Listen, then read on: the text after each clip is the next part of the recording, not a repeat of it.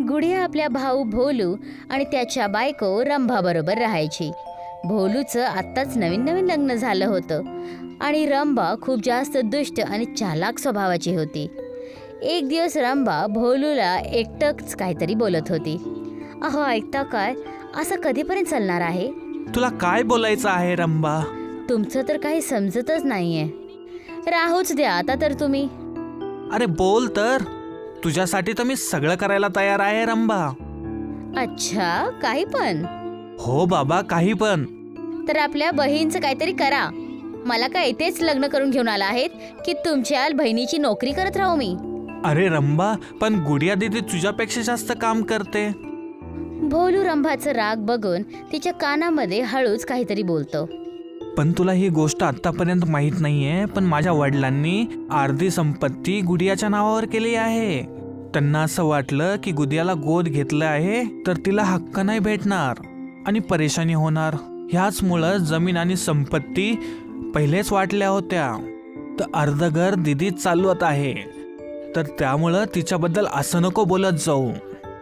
ऐकता काय, तुम्ही आत्ताच बोलला होता की तुम्ही काहीच पण करू शकता माझ्यासाठी, है ना? हां, बोललो तर होतो. सांग, काय पाहिजे आहे तुला? ठीक आहे, सांगते. रंभा भोलूच्या कानामध्ये काही गोष्टी सांगते आणि भोलू चकित राहून जातो. रंभा एक मुस्कान देते, पण भोलू विचारात पडून जातो. काही वेळानंतर भोलू आणि रंभा गुडियाच्या खोलीमध्ये जातात. गुडिया भाज्या कापत होती. रंभा हसत हसत बोलली, "द्या ताई, मी कापून देते." नाही नाही, काही हरकत नाही, मी कापून घेईन." काय झालं आहे? आजकाल खूप आनंदात दिसत आहेस रंभा. ते दीदी, मी एक नवीन बिझनेस करायचा विचार करत होतो. रंभाचे वडील पण शहरामध्ये आहेत. ते बोलले आहेत की मी जर पैसे जमा केले तर ते माझी मदत करतील. अच्छा, हे तर खूप चांगली गोष्ट आहे भोलू. तर काय कष्ट आहे? बहिणीला सोडून नाही जायचं आहे का तुला? हो ताई, ती पण गोष्ट आहे आणि आणखीन एक गोष्ट आहे जे ते घाबरून तुम्हाला सांगत नाहीयेत.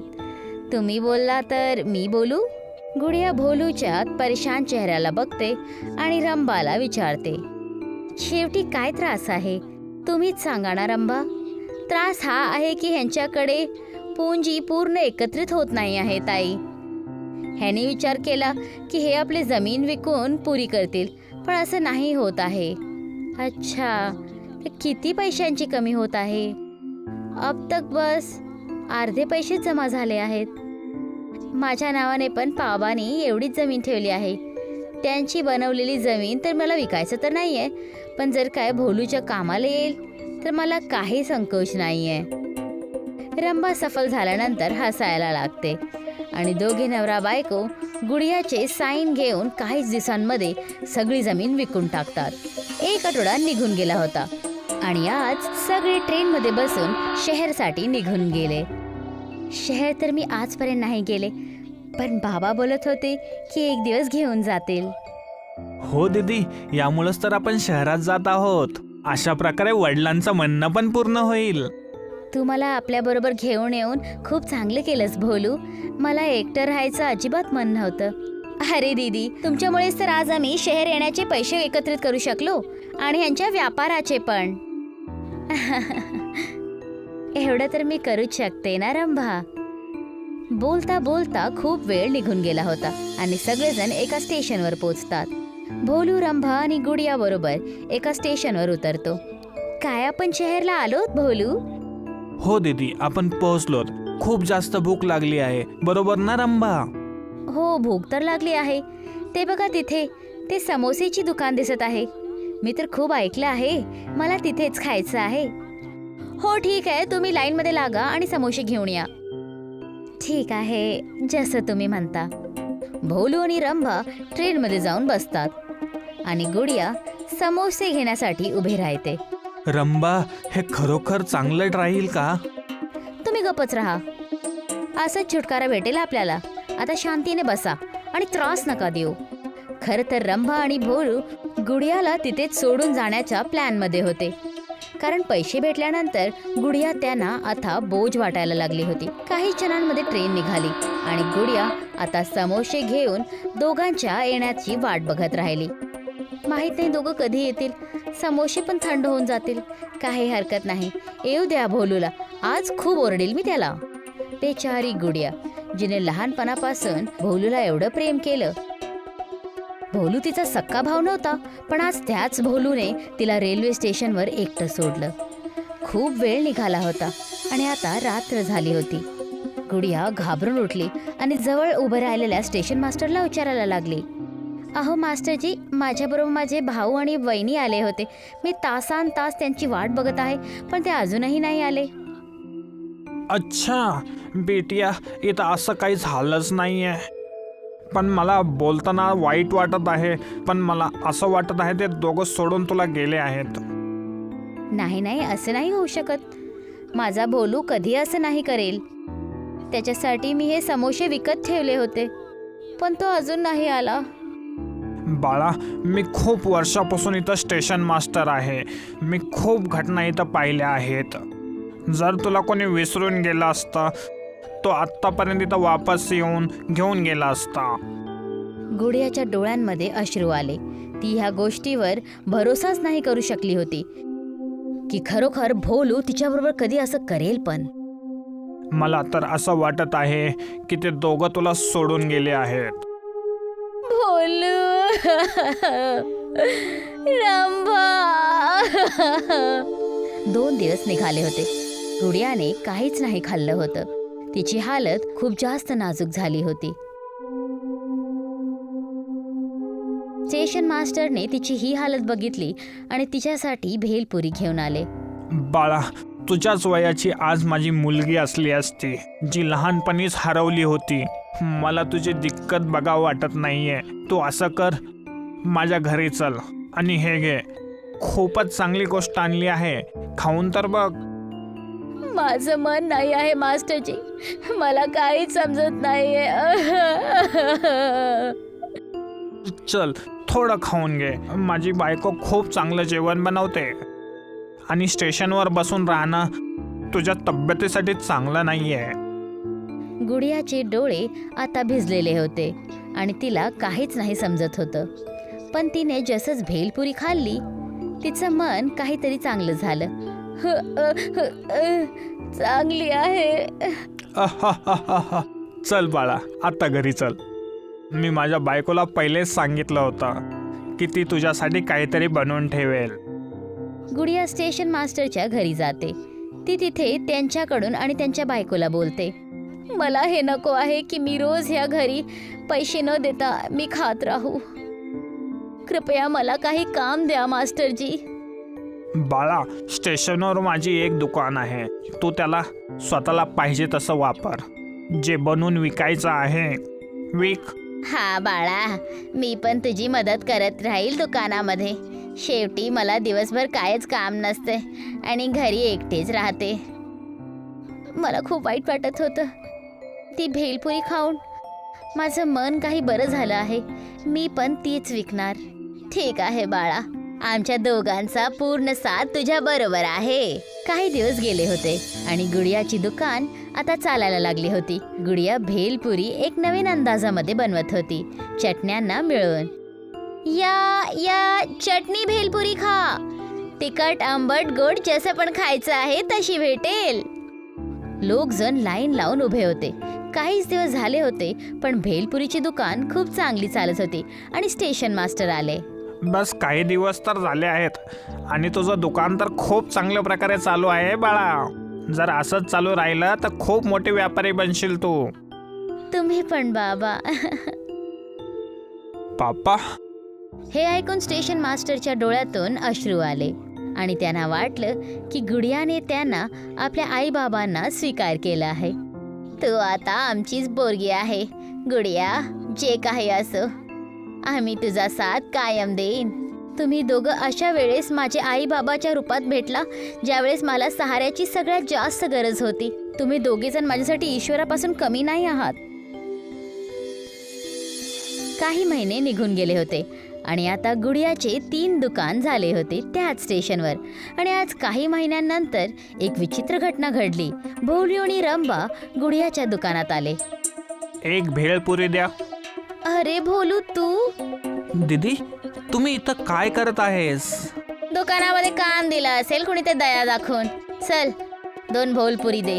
हो, घेऊन येते. दोघे जण भेलपुरी घेऊन खात खात बोलायला लागले. चला, आता तर तुम्हाला वाईट नाही वाटणार ना? आता कमीत कमी हिला काहीतरी काम तर भेटलंय. हा, जाऊयात. तेव्हा तिथे स्टेशन मास्टर येतात आणि गुडियाला बोलतात. बाळा, तुझ्या 4 दुकानाचा हिशोब आला आहे. मजेची गोष्ट सांगू? ते काय आहे बाबा? ह्या वेळेस उत्पन्न लाखोमध्ये झालं आहे बाळा. हे सगळं तर तुमचंच आहे ना बाबा. जर तुम्ही नसला असता तर माझ्या बाबांच्या नंतर कुणाचा होण्याचा एहसासच झाला नसता. लाखांचा लाभ तुम्ही ऐकलं तर रंभा बरोबर, पण पण काही नाही. चला माझ्या बरोबर. रंभा भोलूला घेऊन गुडियाकडे आली. ते दीदी जरा ऐकता काय? त्या दिवस आम्ही तुम्हाला विसरून पुढे निघून गेलो होतो आणि मग पैशांची व्यवस्था पण झाली नाही. मग आज इथे आलो आहे. काय हो? हा दीदी, ही बरोबर बोलत आहे. तू आमच्या सोबत चला. आम्हाला माफ करा ना दीदी. मी तर किती दिवसापासून तर झोपलीच नव्हते तुमच्या काळजीमध्ये. मी खूप खुश आहे की तुम्ही आपला व्यवसाय पण बनवला आहे. हो दीदी, खूप काळजी होत होती. तुम्ही आम्हाला माफ कराल ना? तुम्ही दोघा. नाही बाबा, अनोळखी लोकांची काय राग आणि भोलू ह्याच्यामध्ये माफ करण्यासाठी काहीच गोष्ट नाहीये. तू ज्या पण कारणामुळे माझ्याबरोबर असा केलास, या कोणाच्या तर बोलण्यात येऊन असं केलं आहेस, तर खरं तर हेच आहे की मास्टरजी पेक्षा जास्त आपलं आता ह्या दुनियामध्ये माझं कोणच नाहीये. दीदी ऐका तर. आशा आहे तुम्हाला भेलपुरी आवडली असेल. परत नक्की या. रंभा आणि भोलूची आवाज त्यांच्या गळ्यामध्येच अडकून राहिली. दोघे जण हताश होऊन तिथून निघून गेले. बाळा, माफ कर. मला त्या दोघांवरती राग नव्हता दाखवायला पाहिजे होता. नाही बाबा, चूक माझीच होती. पण मला नाही पाहिजेत की तुम्ही या लालची लोकांच्या तोंडी पण लावू. तुमचा आणि आईचा खूप प्रेम भेटला आहे मला. मी तुम्हाला कधीच सोडून नाही जाणार आणि ह्या भेलपुरीच्या दुकानाला आणखीन मोठं बनवीन.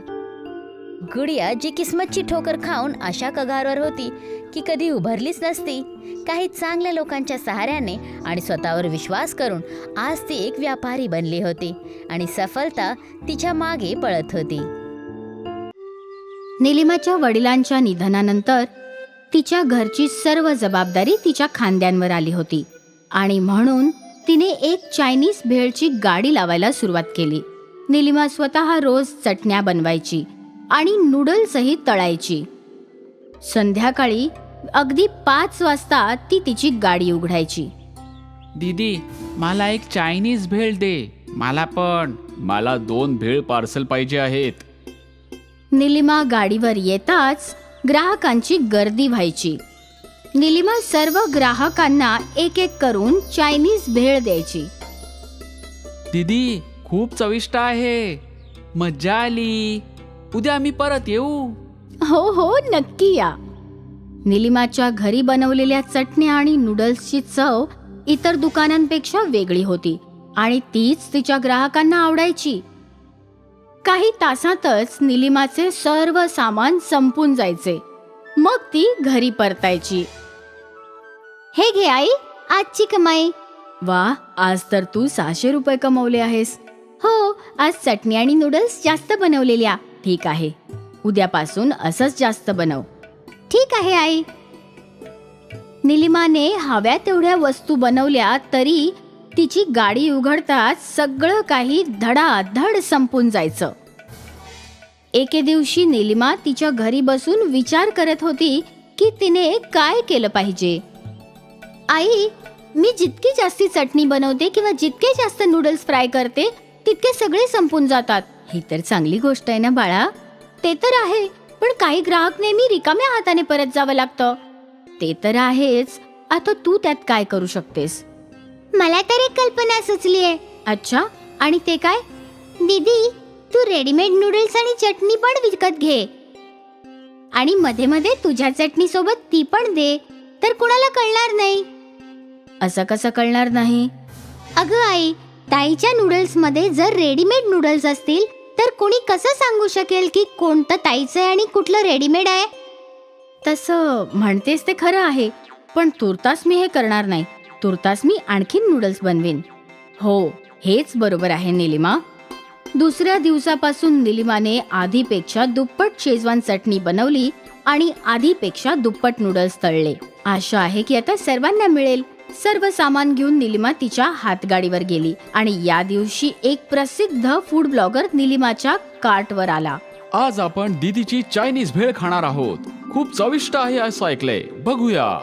वा, हे उत्तम आहे.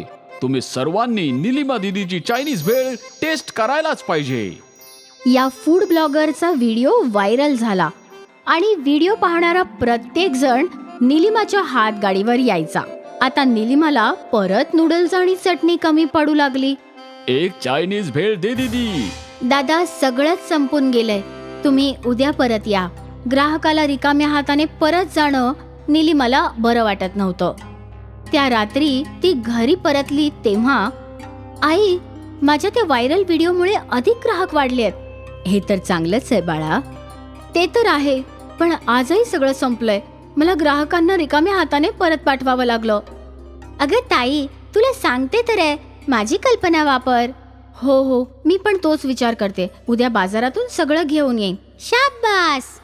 पुढल्या सकाळी निलिमाने बाजारातून शेजवान चटणीचा एक डबा आणला आणि नूडल्सची मोठमोठी पाकिटं आणली. मग निलिमाने तिची रोजची चटणी बनवली आणि बरोबर नूडल्सही तळले. या सगळ्या गोष्टी घेऊन ती तिच्या गाडीवर गेली.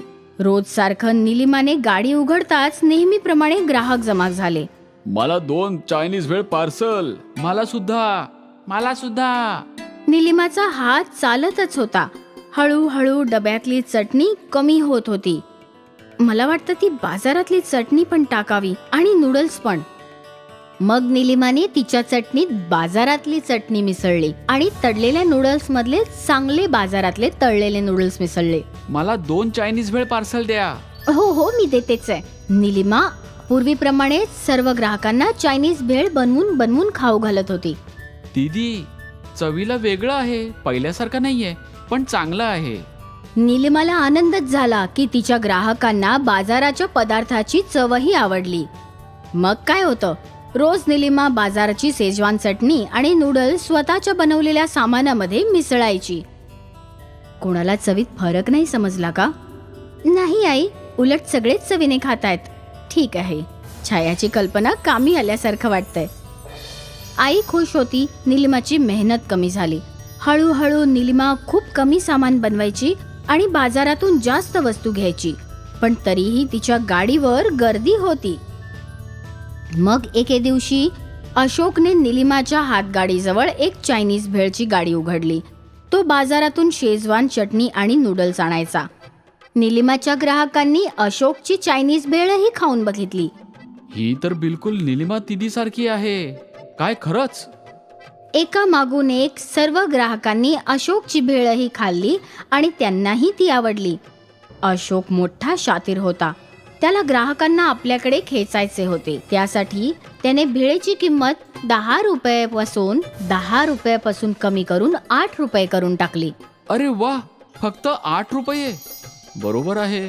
तसेही दोघांची चव सारखीच आहे. ते पण आहे. आणि कमी किमतीमुळे अशोकच्या हातगाडीवर ग्राहकांची गर्दी लागली आणि बघता बघता निलिमाचा स्टॉल रिकामा झाला. आज पहिल्यांदाच निलिमाचे सामान संपले नव्हते. ती निराश होऊन घरी गेली. काय झालं? अशोकने माझ्या शेजारी एक चायनीज भेळची गाडी उघडलीये आणि किंमत 8 रुपये केलीये. आता माझ्या गाडीवर कोणी येत नाहीये. तर ताई, तू पण किंमत कमी कर. पण त्याने नफा कमी होणार नाही का? हरकत नाही, पण निदान सर्व काही विकलं जाईल. हो. दुसऱ्या दिवशी निलिमाने एक नवीन बोर्ड लावला. तिने चायनीज भेळची किंमत 7 रुपये ठेवली. 7 रुपयाचा बोर्ड पाहून ग्राहक निलिमाच्या हातगाडीकडे गेले. आता तर काहीतरी करायलाच पाहिजे. अशोकने त्याची किंमत कमी करून 5 रुपये केली. 5 रुपयात चायनीज भेळ, आता तर मी 2 खाणार. आणि पुन्हा एकदा मग सगळे ग्राहक अशोकच्या हातगाडीकडे गेले. निलिमाने आता डोकं धरलं. काय करावं हेच तिला कळत नव्हतं. बरेच तास तिथे बसल्यानंतर निलिमा घरी आली. माझी कल्पना चालली ना ताई? नाही, अशोकने किंमत कमी करून 5 रुपये ठेवली. आजही सगळा माल परत आला. मी 5 रुपयांच्या खाली अजून कमी किंमत नाही करू शकत. मग आता काय करायचं? मला तुझं ऐकायलाच नको होतं. माझ्या चायनीज भेळेची गाडी चांगलीच चालली होती. जिथे मी लोभापोटी बाजारातून सामान आणलं तिथेच माझं बुडणं सुरू झालं. मला लोभ नको करायला हवा होता. पण आता तू काय करणार? पुन्हा तेच जे आधी करायचे. स्वतः चटणी आणि नूडल्स बनवून चायनीज भेळ विकेन प्रामाणिकपणे. दुसऱ्या दिवशी निलिमा शेजवान चटणी आणि नूडल्स बनवू लागली आणि मग संध्याकाळी ती आपल्या हातगाडीवर पोहोचली. निलिमाने पाटी बदलून 10 रुपये ठेवले आणि त्यावर होम मेड असं लिहिलं. निलिमाच्या हातगाडीवर काही काळ ग्राहकच नव्हते. पण तेवढ्यात एक बाई आली. ताई, तुमची चायनीज भेळ महाग का आहे? माझी चटणी आणि नूडल्स घरगुती आहेत. अशी चव तुम्हाला बाजारातील नूडल्स आणि चटणीमध्ये मिळणार नाही. मला एक चायनीज भेळ द्या ना. हो, निलिमाने तिला चायनीज भेळ दिली. वाह, खूप मस्त आहे. अशी चायनीज भेळ आजपर्यंत मी नाही खाल्ली. हळूहळू निलिमाच्या नियमित ग्राहकांनी चायनीज भेळ खाऊन पाहिली. ही तर एकदम पहिल्यासारखी आहे. मज्जा आली. मग काय होतं, सर्व ग्राहक निलिमाच्या चायनीज भेळच्या ठेल्यावर परत आले. अशोकच्या हातगाडीची किंमत कमी होती, पण कुणीही तिकडे फिरकतही नव्हतं. अशोक विचार करत राहिला की त्यांनी आता काय करावं. पण निलिमाची जुन्या चायनीज भेळेचा मुकाबलाच नव्हता. पुन्हा एकदा निलिमाचा व्यवसाय वाढला. ती आनंदी होती आणि मग पुन्हा कधीही तिने आपल्या व्यवसायात लोभीपणा केला नाही. चुन्नीलालने पैसे कमवण्यासाठी आजपर्यंत माहित नाही किती कामं केली. कधी बांगड्या विकल्या, कधी खेळणी, तर कधी भाज्या. पण प्रत्येक व्यवसायात त्याचा तोटाच झाला. आता चुन्नीलालने एक नवीन काम सुरू केलं. त्याने गावातल्या शाळेच्या बाहेर एक पाणीपुरीचा ठेला लावला. या मुलांनो, या या या या चटपटीत पाणीपुरी खा. या या या. शाळा सुटताच सगळी मुलं त्याच्या ठेल्यावर जमा व्हायचे. एक प्लेट पाणीपुरी मला. नाही, मला आधी. अरे थांबा थांबा, सगळ्यांना एक एक करून पाणीपुरी मिळेल. चुन्नीलालचा पाणीपुरीचा ठेला मुलांचं रोजचं ठिकाण झालं होतं. चुन्नीलाल पण मुलांशी गोड गोड बोलून त्यांच्याकडून खूप काही गोष्टी जाणून घ्यायचा. बरं मला सांगा, उद्या कोण कोण पाणीपुरी खाणार? मी. हे घे रवी, आणखी एक पाणीपुरी. आज तर खूप खुश दिसतोयस तू. हा, कारण आज मम्मीने मला एक नवीन सोन्याची चैन दिली आहे. हे बघा. रवीच्या गळ्यात सोन्याची चैन बघून चुन्नीलालचे डोळे मोठे झाले. त्या दिवशी त्याने रवीला खूप पाणीपुरी दिल्या. बस भैया, माझं पोट भरलं. किती पैसे झाले? फक्त 100 रुपये. 100 रुपये? माझ्याकडे तर फक्त 20 रुपये.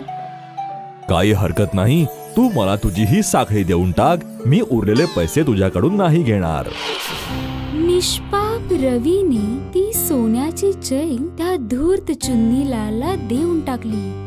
काही दिवस चुन्नीलाल अशा प्रकारे निष्पाप मुलांच्या किमती वस्तू घेऊन त्यांना मूर्ख बनवत असे.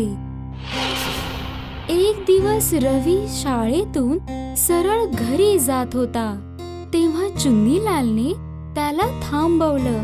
काय झालं रवी, आज तू पाणीपुरी नाही खाणार? नाही, मी रोज रोज पाणीपुरी नाही खाऊ शकत. मम्मी पैसे नाही देणार. पैशांची का काळजी करतोस? पैसे तू मला उद्या दिलेस तरी चालेल. खरंच? चुन्नीलालचं बोलणं ऐकून रवी पुन्हा पाणीपुरी खाऊ लागला. खरं तर आईने जर तुला पैसे नाही दिले तर तू पैसे चोरी कर. चुन्नी लालचं भडकवणं लहानशा रवीच्या मनात बसलं. दुसऱ्या दिवशी रवी आपल्या घरातले पैसे चोरी करू लागला. तेव्हा त्याच्या मम्मीने त्याला चोरी करताना पकडलं. रवी, तू पैसे का चोरतोयस? मम्मी, मला पाणीपुरीवाला भैयाने सांगितलं की मम्मीने पैसे नाही दिले तर चोरून घे. आणि तुझी सोन्याची चैन कुठे आहे? ती चैन तर मी पाणीपुरीवाल्या भैयाला देऊन टाकली. बेटा, तुला माहितीये चोरी करणं चुकीचं आहे. रवीचं बोलणं ऐकून त्याच्या आईला खूप वाईट वाटलं. दुसऱ्या दिवशी शाळा सुटल्यानंतर रवी जेव्हा पाणीपुरी खायला गेला तेव्हा चुन्नीलालने नेहमीप्रमाणे त्याला पाणीपुरी खायला सांगितलं. हे घे आणखी एक पाणीपुरी आणि मला सांग, तू पैसे चोरलेस का? हा भैया, हे बघा. 2000? वा वा, खूपच छान. उद्या तुझी आई जेव्हा जास्त पैसे ठेवेल तू ते सुद्धा चोरी कर. त्याने तू भरपूर पाणीपुरी खाऊ शकशील. चुन्नीलालने जसे ते पैसे घेतले, महिमा तिथे पोहोचली आणि त्याला रंगेहात पकडलं. तर तू आहेस तो धूर्त पाणीपुरीवाला ज्याने माझ्या रवीची सोन्याची चैन घेतली आणि त्याला पैसे चोरायला सांगितलं. नाही नाही, मला माफ करा. हे घ्या तुमचे पैसे आणि ही सोन्याची साखळी सुद्धा. हे वापस घ्या आणि मला सोडा. मी इथून कुठेतरी दूर निघून जाईन आणि इथून पुढे असं कोणासोबतच वागणार नाही. तुला पोलिसात पाठवणंच बरोबर शिक्षा आहे, कारण तू पुन्हा असं कोणत्या मुलासोबत असा धूर्तपणा करू शकणार नाहीस. या गोष्टीतून आपल्याला 2 बोध मिळतात. पहिली ही की चालाक आणि धूर्त माणसाला आपल्या कर्माची फळं नक्की मिळतात, आणि दुसरी ही की आपल्याला आपल्या मुलांना धूर्त माणसांपासून वाचवण्यासाठी त्यांना बरोबर आणि चूक यातला फरक समजावून सांगायला हवा.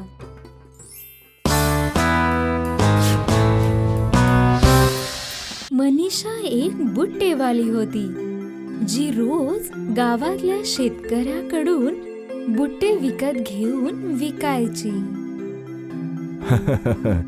आहो ताई, तुम्ही सगळेच घ्या.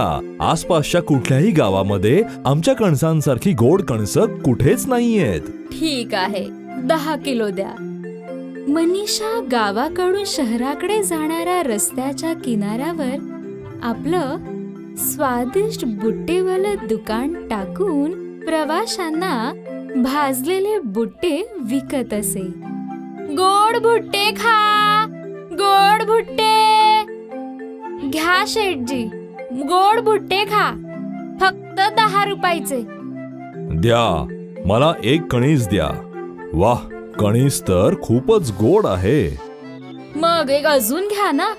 नाही नाही, आणखी जर एक खाल्लं तर फुग्यासारखं माझं हे पोट फुटून जाईल. हळूहळू खूप लोक तिच्या दुकानातून भुट्टे घेऊ लागले, ज्यामुळे मनीषाकडे खूप पैसे येऊ लागले. आता तिच्या मनात लालच येऊ लागलं. जर मी या भुट्ट्यांची किंमत वाढवली तर माझी कमाई दुप्पट होऊन जाईल, आणि जर मी या भुट्ट्यांना स्वस्तात विकत घेतलं तर माझी कमाई चौपट होऊन जाईल. यावेळी जेव्हा मनीषा बुट्टे घ्यायला गेली तेव्हा तिने शेतकऱ्याला अर्धेच पैसे दिले. माफ करा, पण इतक्या कमी पैशात कणीस नाही देऊ शकणार. माझं नुकसान होईल. ठीक आहे, मी दुसऱ्या शेतकऱ्याकडून घेईन. मनीषाने यावेळी दुसऱ्या शेतकऱ्याकडून अर्ध्या पैशात भुट्टे विकत घेतले आणि विकू लागली. गोड भुट्टे खा, गोड भुट्टे. हे भुट्टे तर किती बेचव आहे, यांना तर अजिबात चव नाहीये. बेचव भुट्ट्यांमुळे मनीषाचं दुकान चालणं अगदीच बंद झालं. आता तिच्याकडे खाण्यापुरते पैसेही नाही वाचले.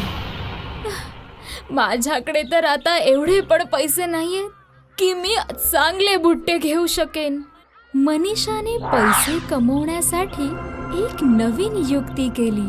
तिने एक भुट्ट्याला नशेचं औषध लावून एका प्रवाशाला विकलं. भुट्टा खाताच काही लांब अंतरावर जाऊन प्रवाशी बेशुद्ध होऊन खाली पडला आणि मनीषाने त्याचे पैसे आणि किमती सामान चोरलं. एवढे सगळे पैसे, मजा आली. हे तर खूपच सोपं काम आहे. असं तर मी खूप श्रीमंत होऊ शकते. मनीषा अशाच प्रकारे पैसेवाल्या प्रवाशांना मूर्ख बनवून त्यांना लुटू लागली. एक दिवस तिच्या दुकानात एक श्रीमंत मुलगा भुट्टे घ्यायला आला. ताई, मला एक कणीस द्या. ह्या मुलाच्या गळ्यात एवढी मोठी सोन्याची चेन. याला नशीला भुट्टा देते, ज्याला खाताच हा बेशुद्ध होऊन जाईल आणि मी चैन लुटून घेईन. मनीषाने जो विचार केला तसंच झालं. त्या मुलाने भुट्टा खाल्ला आणि काही अंतरावर जाऊन बेशुद्ध पडला आणि मनीषा त्याची चैन काढू लागली. तेव्हा तो मुलगा उठला. मनीषा हे पाहून घाबरली. मला माहितीये की ती तूच आहेस, जी येण्या जाणाऱ्या वाटचरूंचे किमती सामान आणि पैसे चोरतेस. मला खूप दिवसांपासून तुझ्यावर संशय होता, पण आज मी तुला पकडलंच. आता पोलीसच तुला शिक्षा करतील. मनीषाच्या लालची वृत्तीमुळे तिचा धंदा चौपटच नाही तर तिला चुकीच्या रस्त्यावर घेऊन गेला, ज्यामुळे तिला शिक्षा भोगावी लागली. यामधून आपल्याला हा बोध मिळतो की लोक माणसाला बर्बाद करून टाकतो आणि मेहनतीने काम करूनच यश मिळतं.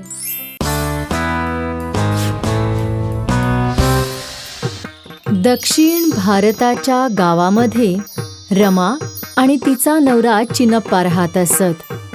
दोघंही गावाच्या शेतामध्ये मजदुरी करून आपलं घर चालवत असत.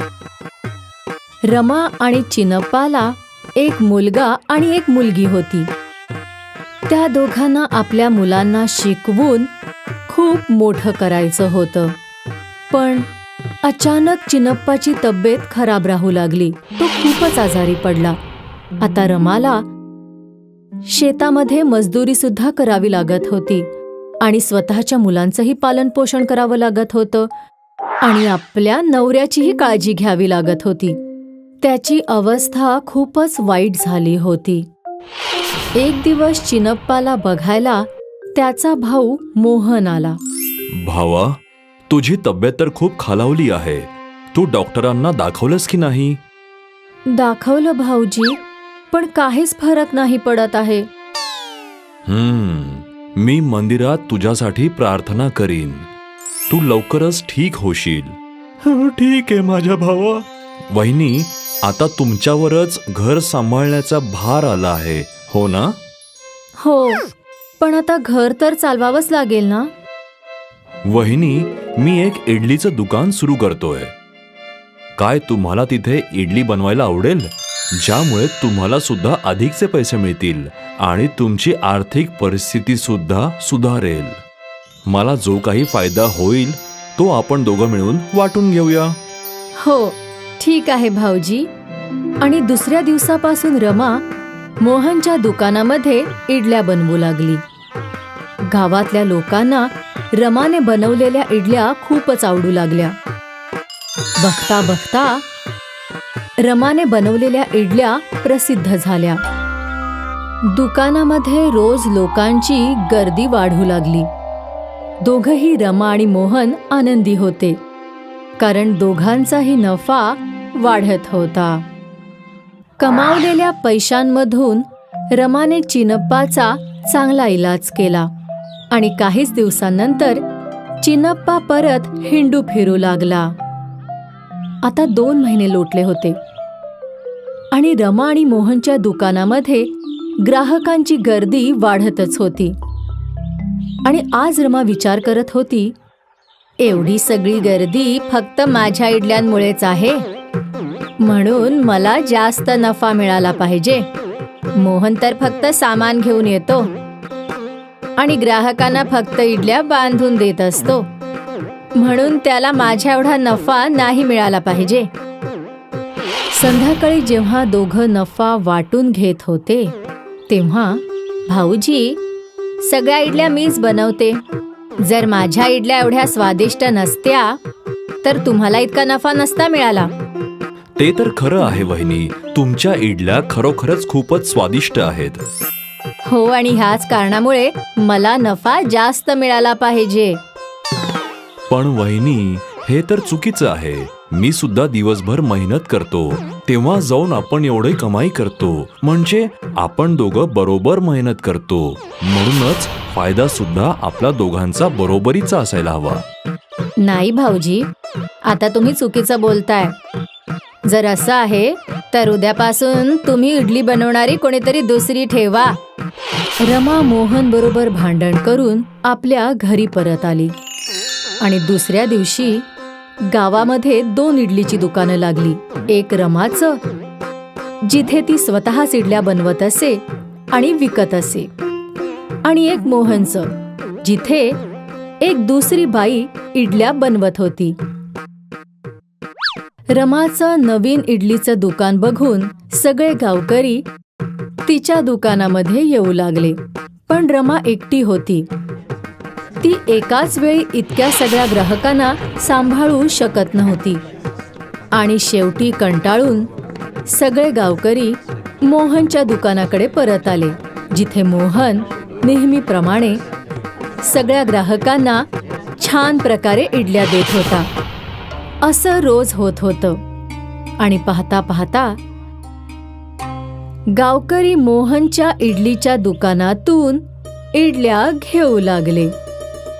आता रमा आपल्या इडलीच्या दुकानामध्ये उभी राहून पश्चाताप करत होती.